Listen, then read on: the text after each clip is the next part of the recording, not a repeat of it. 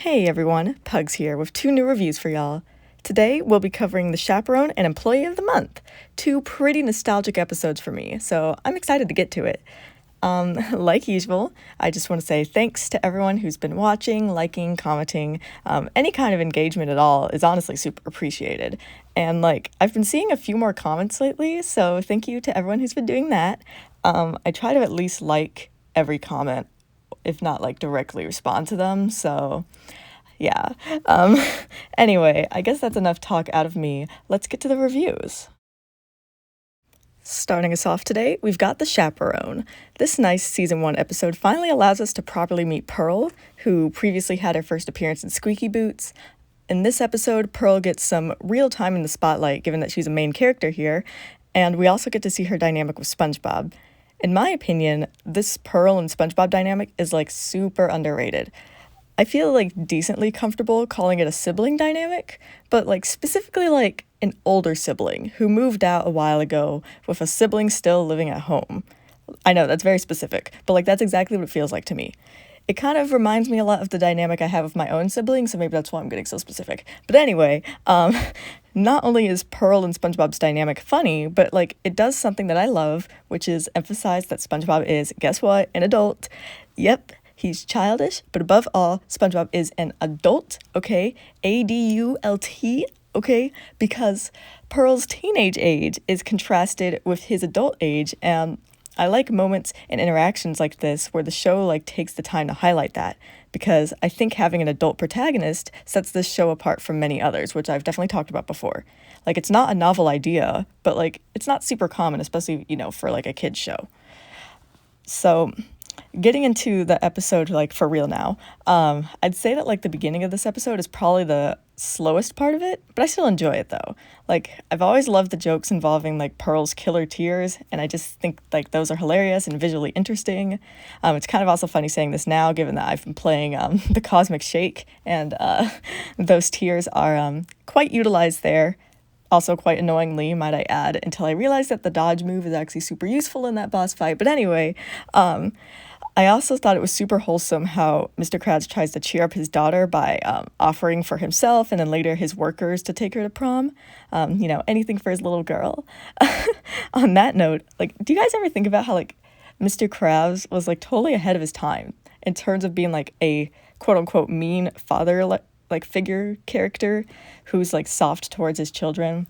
That's such a popular trope today, Doofenshmirtz and all that, like that. Anyway, I swear I see somebody talking about it every other day on Twitter. I think Mr. Krabs was ahead of his time. Anyway, moving on to the next segment of the episode. I also quite enjoyed the montage of SpongeBob getting ready for the prom. We got a couple cute Gary moments in there too, so that's a win for me. In general, I think SpongeBob, putting in so much effort into being a good prom date for Pearl is just really sweet of him. And again, it's a good showcase of SpongeBob's character. Also, I like how we get a little insight into SpongeBob's past with the throwaway comment about his own junior prom. And that comment also works double time to emphasize that he's an adult, so that's an instant win right there. And then because I couldn't figure out where to say this, I guess I'll just say this here. But I would be remiss if I didn't mention the gorgeous background that is Mr. Krabs' house when SpongeBob arrives to escort Pearl to the prom. Oh my god, I just can't get enough of these backgrounds. I'm sorry, it's gorgeous. I'm gonna have a picture of it. It's just amazing. Anyway, then we finally get into the prom properly. And first off, I love Pearl's excitement about SpongeBob getting a limo. I thought that was cute. And then the prom scene itself has elements of humor and wholesomeness written all over it. SpongeBob's complete awkwardness in the stilts is just hilarious. I think probably the best part was the punch scene. I love it. And the way that the spoon's just kind of going around the punch bowl, yeah, that part. And even though I hate secondhand embarrassment, I don't really find this episode to be grating at all to me.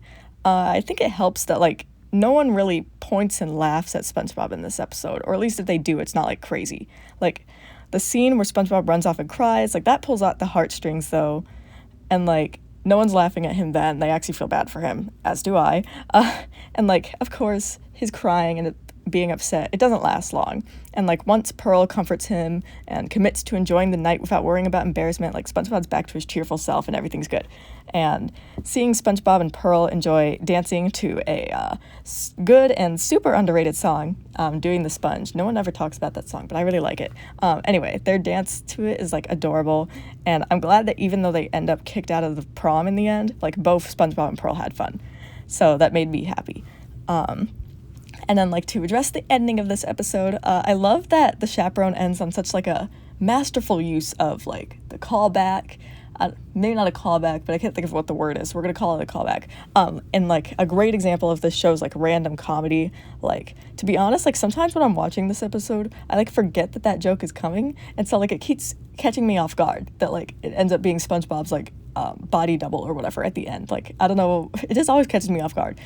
And, like, I think that's really impressive that, like, I can keep rewatching this episode and it still catches me off guard. And also, has anyone been tuning into those, like, Bikini Bottom Inquirer videos on, like, the SpongeBob YouTube channel? If you haven't, first off, please do that. They're funny. And it's really just, like, Bradley Baker being insanely talented for, like, 8 to 10 minutes straight. But anyway, like, I bring up that little series because one of the episodes in there, like, addressed this episode and its ending, which I thought was cool. So, yeah. So just to kind of sum it up, The Chaperone is one of, like, SpongeBob SquarePants' like most wholesome episodes in my opinion. It kind of plays out like a cliche teen movie, like, sure, but like I think that's partly the point, given like this episode's about Pearl, who is a stereotypical teenager. And this episode is also just like really funny. Like, maybe it's not like laugh out loud funny, but like it never gets dull for me, and I'm like thoroughly entertained and amused throughout it. It's a funny episode. And it may not be the best episode, but like it's still very good, and I don't really have any problems with it, and so that's why it sits firmly in my great tier, coming in with a score of 8.5 out of 10. For our second review today, we've got Employee of the Month. This episode's one of those ones where I feel like it's like achieved classic status, but then I realized that it's actually extremely forgotten about. And while I also don't regard this episode as a classic, I don't think it deserves this kind of treatment, like being forgotten and erased from the memories of fans, because like it's still a good episode. And also, side note, but like this episode feels like a prototypical version of Pressure, mostly because of like the competitive aspect of it. But anyway, let's just like get started with the episode, I guess. So the biggest strength of this episode for me is that it gives us yet another look into Squidward and SpongeBob's dynamic, while also kind of flipping some of the already established dynamic on its head by having SpongeBob consciously antagonize Squidward, rather than like unwittingly annoy him, as we've been seeing. Now, like I've said before, that I don't think SpongeBob should ever be malicious when it comes to hurting Squidward, and I still stand by that opinion. This episode, to me, is not the same as that, because firstly, everything SpongeBob does to Squidward does right back. And also, SpongeBob isn't really hurting Squidward for the sake of it. Like, this episode is about them competing. It's not an unequal exchange of blows, so it's not really grating to watch, you know? And, like, I appreciate that we see SpongeBob actually get, like, jealous and protective of his position of, like, being a prized employee in this episode, because it makes him a much more interesting character. Now, I mean, I do like characters who are just sunshine personified, but like, you know, it is nice to see SpongeBob be something different sometimes. Anyway, it also just kind of makes sense too that he'd be protective of this position. Like, working at the Krusty Krab is such an important part of his identity, it's hardly a stretch to imagine that he might also value being the best employee possible, and maybe even start putting a bit of his pride and ego into it. And, like, I love seeing him compete with Squidward over the title. And I love that, like, Squidward only got into it just to mess with SpongeBob and not because he actually cares about working at this dead-end job. This episode relies a lot on slapstick, which, like, although that's, like, not my favorite form of comedy by any means, it, like, does its job well here. And slapstick's not, like, the only form of comedy in this episode anyway. Like, there's plenty of witty and wordy humor as well.